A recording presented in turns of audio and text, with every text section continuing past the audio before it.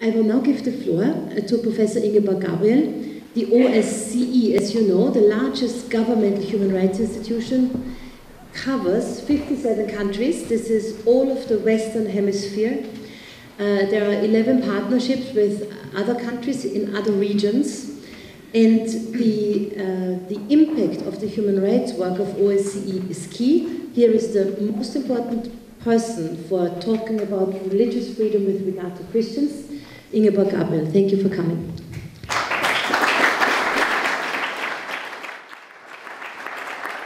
Excellencies, ladies and gentlemen, let me thank the Hungarian ambassadors, I have to say, very sincerely for this invitation and for the honor to speak to you and for organizing this event. We have already heard, sorry, I still have a bit of a cold, but I will struggle. We have already heard that we are dealing with an issue of global urgency and that there is indeed insidious and murderous attack which are disproportionately targeting Christians.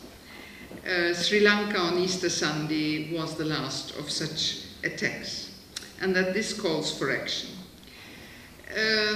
We may ask ourselves whether today the global challenges are not even greater than the ones we faced from communist regimes in the 20th century, and how to deal with these massive violations of the right to religious freedom, particularly to Christians. My mandate with this endlessly long title as a personal representative of the OSCE chairperson in his office has two sides. On the one side, I am to contribute to the combating of racism, xenophobia and discrimination in general, and on the other hand, focusing on Christians. And while, of course, this mandate is the outcome of a political compromise, I still interpret it for myself in a bit more profound way, because Christianity from the very beginning had a strong universalistic approach, since God cares for all people independent of their faith or worldviews, and so Christians also should care for all human beings. And this, by the way, was one of the sources of attraction for Christianity in antiquity, that they cared for everybody. We have wonderful testimonies from ancient emperors, by the way, who say exactly this already in the 3rd century, for instance, where they say, yes, the Christians are caring for everybody. But this does not mean, and cannot be in opposition, of course, for caring for those Christians who are discriminated and persecuted. And actually in today's world we see the indivisibility of these two particular sides, of the universalistic and the particular concerns. And they both are needed because to combat human rights violation in general means also to combat human rights violations against Christians and vice versa. To speak up for the universal right to religious freedom, therefore, is also the most effective way to speak up for the rights of Christians, particularly Christian minorities. I'm always remembering, when I say this, the words of a colleague, professor for Muslim studies at Vienna University, who, when I went with the cardinal to Turkey some years ago, and I talked to him about the situation there, he said, and speak up for religious freedom, this you owe to yourself and to us. And I find this yourself and to us a very good formulation to bring the issue. Jan Fiegel has already talked about the human rights violations against Christians reaching nearly genocidal dimensions these days. So I want to take a look at the OSCE region for a moment, which encompasses 57 countries with 1.3 million people, and it also encompasses 11 partnerships countries, many of them in the Middle East. We have, I think, two different situations there. One is in a number of states, particularly post-Soviet states, there are substantial violations of the right to religious freedom, often under the charge of extremism and terrorism, also against Christians, by the way. And these go hand in hand with general human rights violations on a large scale. Here it is necessary to further human rights and forms of government that are less autocratic and more democratic. I mean, there are serious cases, but there are also very small cases, and sometimes the small cases are very touching. The other day, in one of these information sent out, there was a little group of old women in a pension home who were reading the Bible together, and for that their pension was scratched. They lost their pension. So it is these things which really make you feel how difficult the situation for people is. This is one group of countries. The other group of countries are, of course, those countries in the OSCE region which have strong democratic structures and human rights-based governments, but where the radicalization and polarization on the social level is increasing, leading to also increasing anti-Christian hostilities. And that at an alarming speed. If I read that there are more than 1,000 incidents in France only in 1 year of vandal acts, and 10% of them also directed against persons, one gets the feeling that really there something is heating up.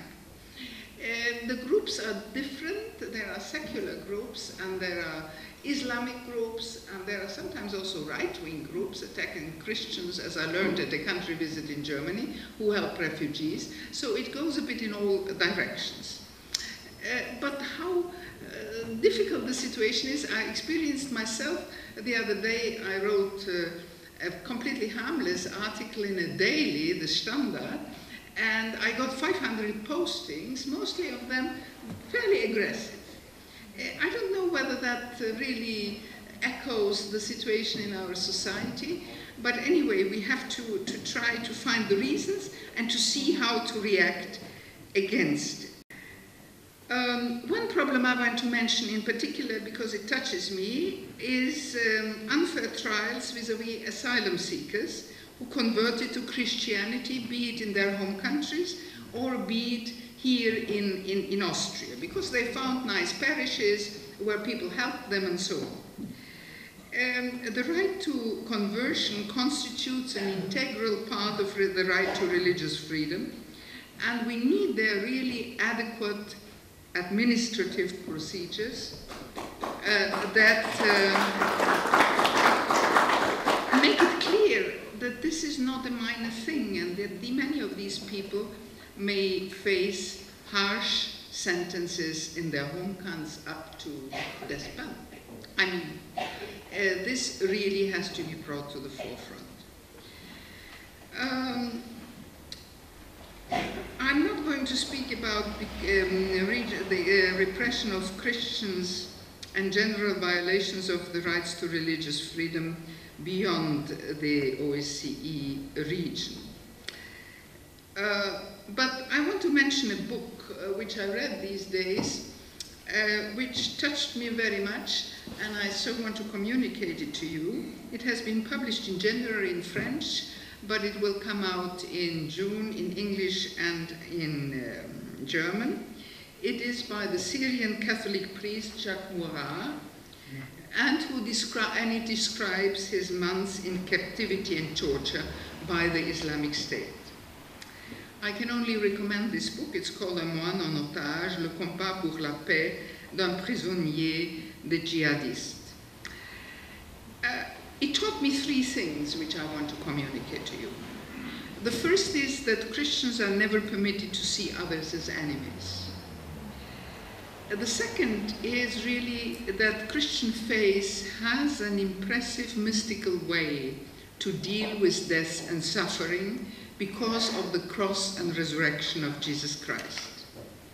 There was a dictum in the early church that said, the blood of the martyrs is the seed of future Christianity. But I was also struck, and that's my third point, by the bitterness, or a certain bitterness, of Father Morat because the lack of global solidarity, particularly by Christians. And this links up. I want, however, to add something here. His fate was made known to a wider public by Navid Kermani, who is a Muslim intellectual, and when he received the Preis des Deutschen Buchhandels in 2015, he started his thanks speech with the fate of Jacques Morat. The support needed is manifold. We have heard beautiful examples from the Secretary of State. I want to bring in here now an idea. I feel a bit megalomaniac, but I still will do it. Massive violations against the rights of Christians are, of course, not new. Christian churches were practically extinguished during the 20th century, for instance, in the Soviet Union.